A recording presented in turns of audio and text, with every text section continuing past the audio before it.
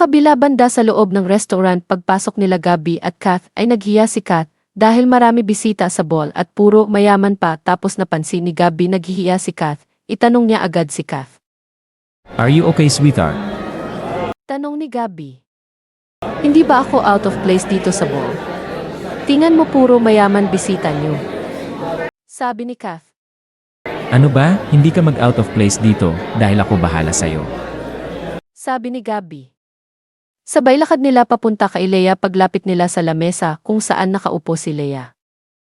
Mama, Sabi ni Gabby.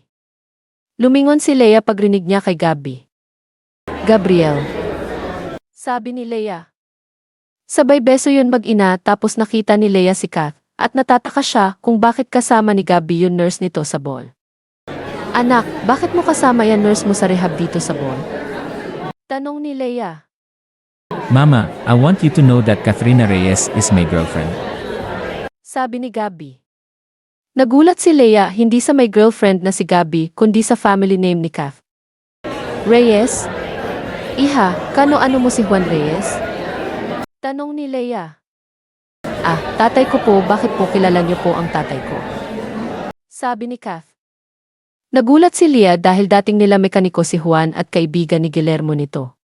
Minsan nautang si Juan kanila Guillermo na 10K.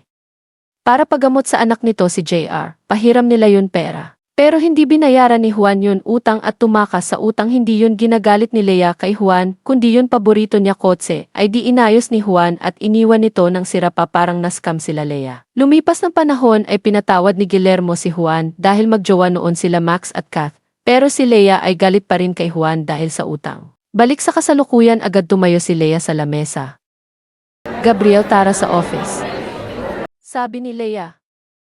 At naglakad papunta sa opisina niya at sumunod si Gabby. Tutol nga ba si Leia sa mamahala nila Gabby at Kath? Abangan ang susunod kabanata. Huwag niyo malimutan mag-like at mag-subscribe na sa channel ito and thanks for watching.